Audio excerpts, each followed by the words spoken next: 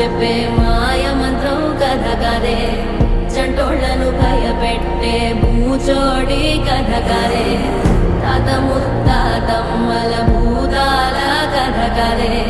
విక్రమాదిత్యుడు చెప్పిన వేదాళుడి కథ కదే దీపము నుండి దెయ్యం వచ్చే అల్లావుద్దీన్ కథ కదే ఇది ముడత చర్మం ముసలి చెప్పే కథలాంటి నిజమేలే